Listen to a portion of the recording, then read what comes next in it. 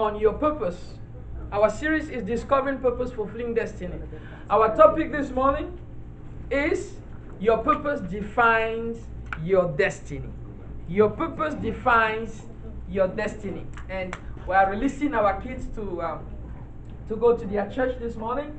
If you didn't have a bulletin, I have a bunch here for you. For those who are not able to grab their own bulletin, let me give you one so you can follow along with us. Grab one. It's gonna come handy. It's gonna come handy. You can actually preach along with me if you have the bulletin. So God bless you this morning. I'm so excited this morning for what God is doing. You know, when you are about to take off, you have to go against pressure, against the wind. When a plane is about to take off, when a rocket is about to launch, there's so much resistance and it has to overcome that. So I want you to know our church is going against that resistance. But God has given us the victory. We sang this morning, we are winners. We are more than conquerors. And because we have a purpose as a church, we can rejoice and know that God is in control and know that God is with us. So we've been talking about discovering purpose, fulfilling destiny. And last week we talked about your purpose is in your promised land. And we used the story. We went to the story of Moses and we understood how God used Moses to bring about the liberation of Israel. And we said, well, sometimes you might be in a difficult situation and you've been crying and you're asking God, where are you, God? Where is God in this circumstance? Just like the children of Israel, they were in slavery and they were like, where is God? Where is God? But God had prepared the answer to their problem, and that answer was with Moses. And God was in heaven saying, Moses, where are you? So we said that your purpose is an answer to a problem. And so today, we're going to be looking at your purpose defines your destiny. Your destiny is as a result of your purpose. And I want to begin by saying that one of the questions that we need to reflect on and that we need to come to terms with is the question, where am I going? Where am I going? And before we get into the crux of our message today, I just want us to revise something that I shared with us last week. Our goals for 2020. I want you to still go in your message outline and kind of look at these goals again. Your goals they are that map that guides you. They are that GPS that guides you to be able to live life to its fullest. And we looked at 5 areas last week. We said one of those areas is spiritual goals. Spiritual goals. I know you had enough time to reflect over it, or maybe you're just thinking about it this morning. You should write down something as a spiritual goal for yourself in 2020. What is your spiritual goal? What do you want to accomplish? How close do you want to be with God? How do you want to know God? You need to put down a plan. Specific plan. I want to pray for 1 hour a day. I want to read my Bible, maybe meditate over my Bible, maybe 30 minutes a day. I want to talk to somebody about my faith every single week. Those are spiritual goals. And spiritual goals is the bearing on which all the other goals are going to hang on. I want you to have a spiritual goal for this year 2020. This is the second month, can you believe it, of the year. We have 11 months to go. And if you don't have a goal, you'll still be on the same spot this time next year. No, we don't want that. You don't want that. I know that. So I'm encouraging you, have a spiritual goal. Another goal that you can set for yourself is a physical goal. Your health. How do you want your health to look like? You can do something about your health. Just walking every day for like 30 minutes will save you a lot. Paul told Timothy that physical health has profit. Physical exercise has benefit for you. So exercise. Set a target for your exercise. Set a target to eat right. Decide to do something with your life this year physically. Take care of your body physically. Why? Because it's important. It's important for you. We want to see you around. We want you to be a part. We want you to live life to its fullest. So take the benefits from physical exercise. mental goal. What is your plan for self-education this year? Which books do you want to read this year? Make a target. I want to read one book a month. I want to read maybe one book a week. Whatever your target is. But have a plan to develop your mind, your mental goal. Set some mental goals for yourself. This is very important. Very, very important. If you don't want to be thinking the same way you're thinking now, you need to do something about your mental goal. Your emotional goals. You want to still be going through the same pain, the same suffering, the same challenges you're facing right now in your relationships? Or do you want to experience the same level of relationship that you're experiencing now, next year? You can do something about it. You can educate yourself. You can look at successful relationships and learn something from them. So you can set your target and say, okay, I'm going to go for a seminar on relationships, or I'm going to take a course on relationships, or I'm going to just read a book on relationships. I'm just going to set a time to deepen my relationships with those that are in my life and those that my loved ones. This is important. If you don't set it, well, and you just leave it on autopilot, nothing is going to happen. So it's important for you to set that emotional goal and experience the benefit of that. Financial goals. You need to set some financial goals for yourself as an individual. This is important.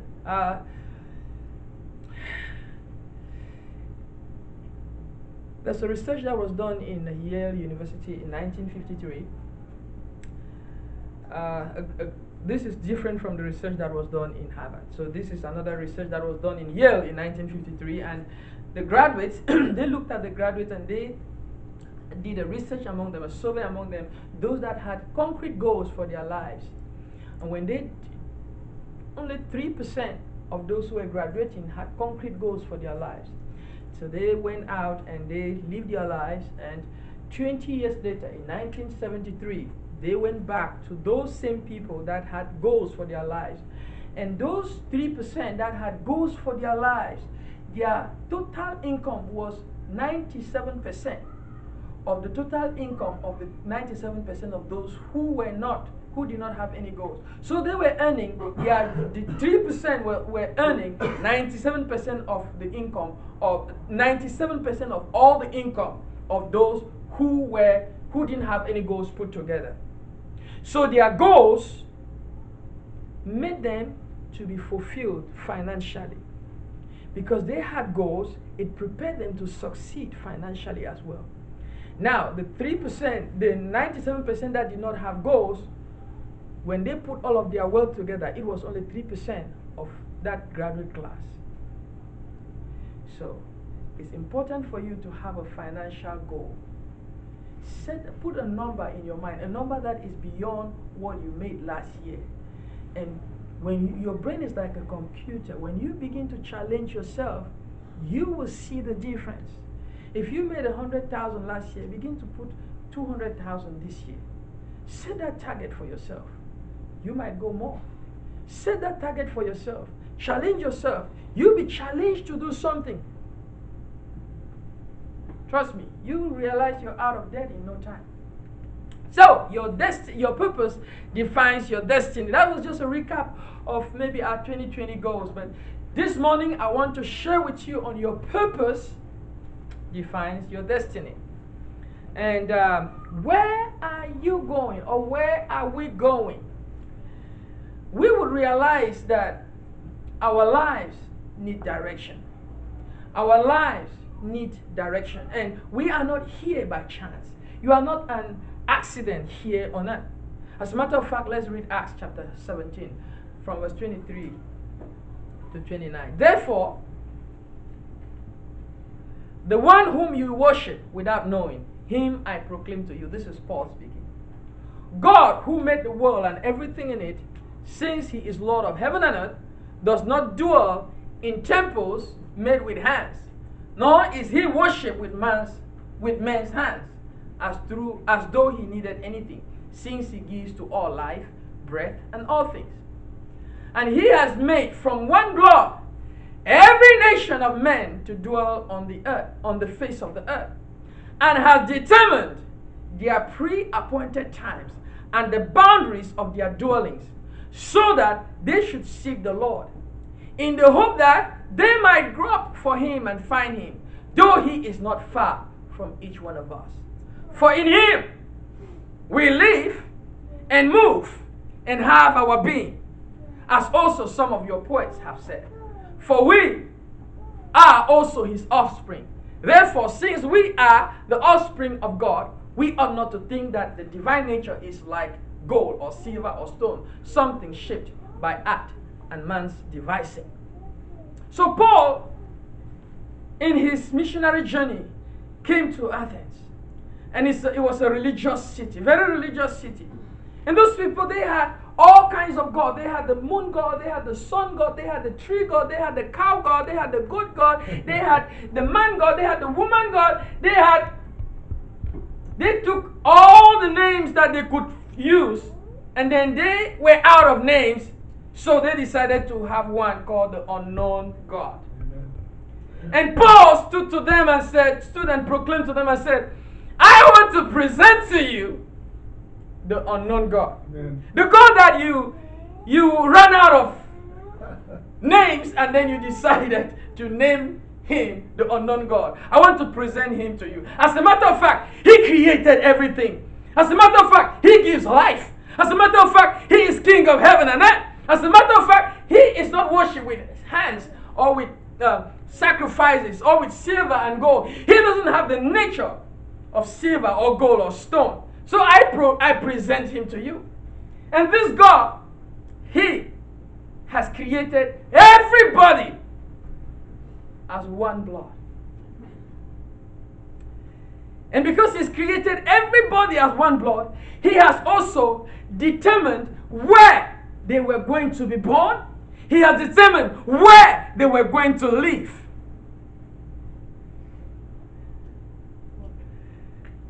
Paul makes us to understand that you are not an accident.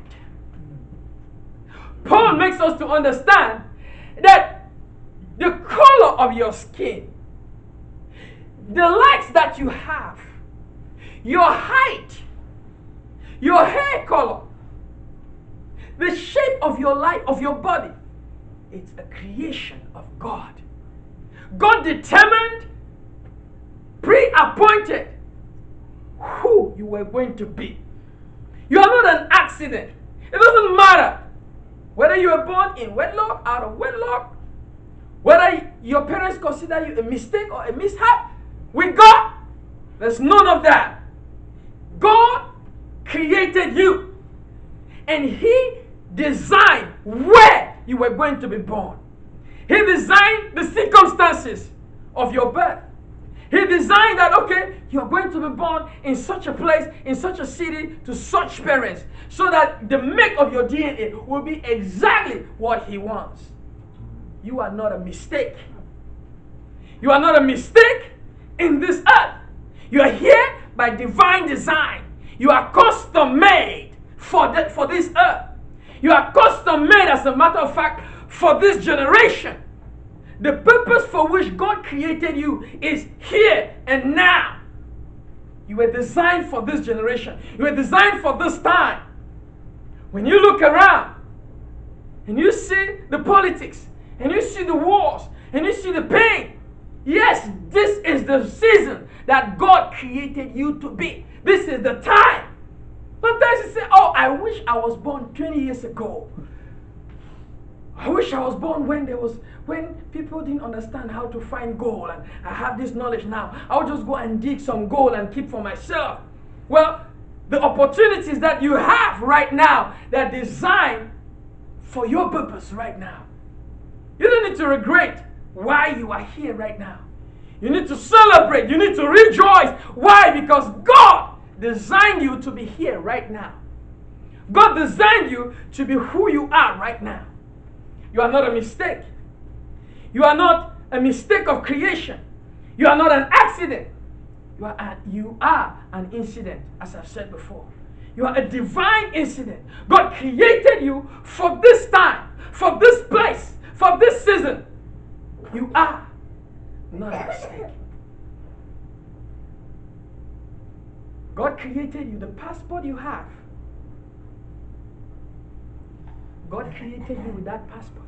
The nation, the boundaries of where you were born, God sent you there. Why? Because He has a purpose. He has a plan. Paul said, for in Him we live.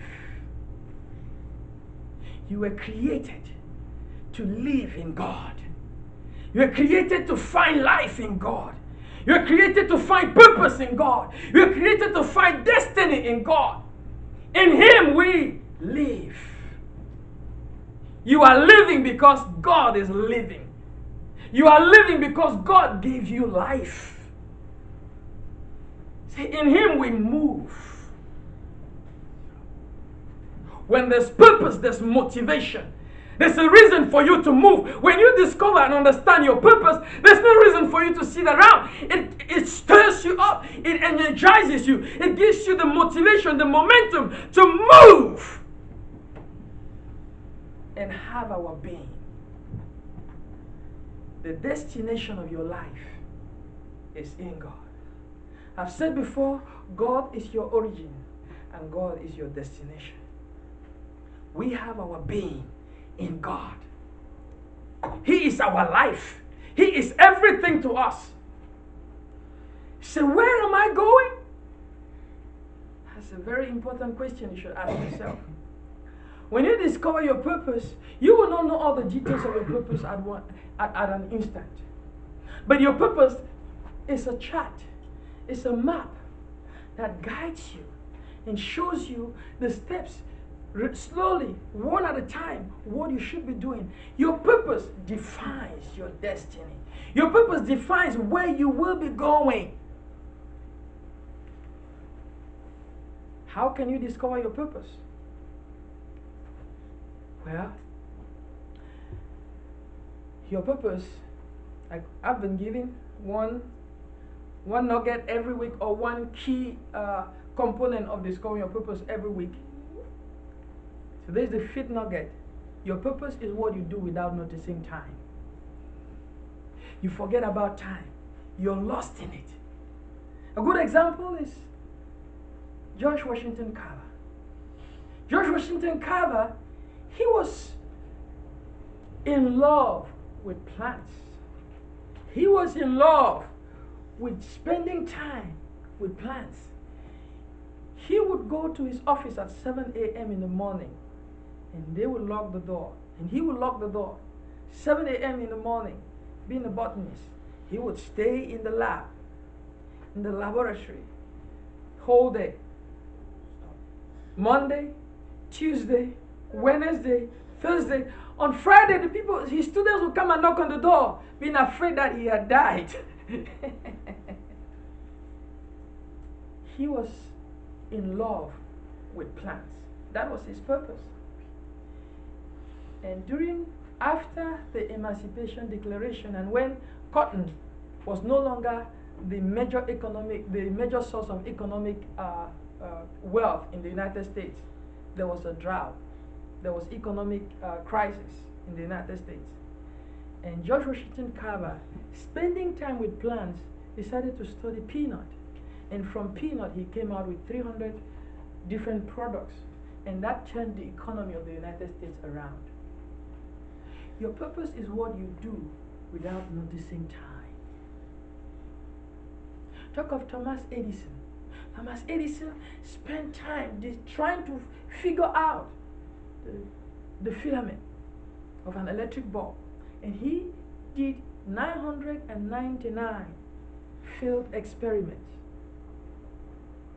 He said, no, I didn't fail. I just found out what did not work. But he had the passion to continue to study and to continue to research that particular item.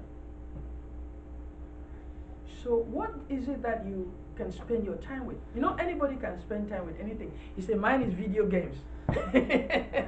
No? Anybody can kill time. But we're talking about something that you can invest your life in.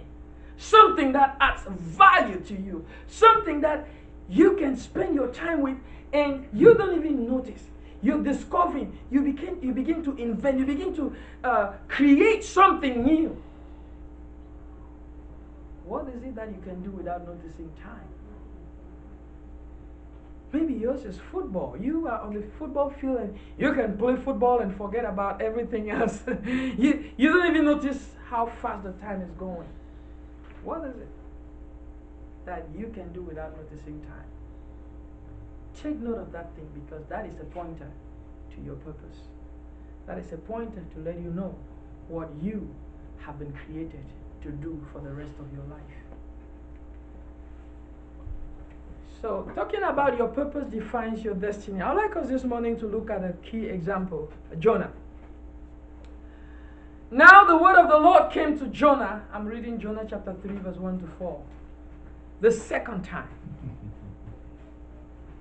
The word of God came to Jonah the second time. God had revealed the purpose of Jonah to Jonah the first time. God told Jonah, Jonah, I want you to go to Nineveh. Preach to the Ninevites. Tell them to repent. And Jonah said, yes, God, I'm going. And he entered the ship. He didn't enter the ship that was going to Nineveh. He entered the ship that was going to Tarshish. And Tarshish was the opposite direction of Nineveh. And Jonah began to go towards Nineveh, towards Tarshish. God had told him his purpose. God had told him what he wanted him to do with his life. Jonah got up, ignored God's instructions because he hated the Ninevites. Nineveh was the major kingdom at that time. And so Nineveh was oppressing people. Nineveh was, sorry to say, like probably like North Korea or something. Or during the communist time would be compared to Russia. So Nineveh was the oppressing kingdom, the kingdom that was subduing people, oppressing people, making people, treating people, other people as nothing. And so Jonah had this bias against the Ninevites. He got up, and instead of going to Nineveh, he turned around and he was going to Tarshish. Because it was easy. He loved going to Tarshish. His friends were in Tarshish. Everybody was going to Tarshish. So he thought that going to Tarshish, he was going to convince God to just forget about him going to Nineveh. I don't know what your purpose is, but your purpose might not be cool. Your purpose might be something that only you can really understand. Your purpose might be something that nobody is talking about it. Your purpose might be something that it's not even on the headlines. It's not in the news. And you feel like, everybody is becoming this. Why should I become this by myself? I think I need to just turn around and be this with everybody. It's cool. It's comfortable. It's a beaten path. I don't need to do anything. I don't need to struggle. It's the right place to go right now. It's the trend in the city, in the society. Your purpose is not like that. Your purpose is what God designed you to do. Your purpose is in the mind of God. Your purpose is not in the mind of man. Not even your father or your mother can know your purpose without God revealing it to them. Your purpose is in God. And when God reveals your purpose, you need to understand it. You need to accept it. You need to begin to research about it and not run away from it. Jonah was running away from his destiny. Jonah was running away from what God created him to live for. Jonah was running away from the very thing that God wanted him to do with his life. He was custom made to preach to Nineveh. He was custom made to speak to Nineveh, to challenge Nineveh, to release the prophetic and the mind of God for Nineveh. He got up. He was running from Nineveh and going to Tarshish. And when he was going to Tarshish, he got swallowed up. It was a painful experience, not just for Jonah, but also for the people that were in the ship going to Tarshish. They had to tell Jonah, please, Jonah, pray to your God. He was sleeping. He was sleeping in the ship. He was sleeping. There was a storm, terrible torrential storm. Terrible storm, but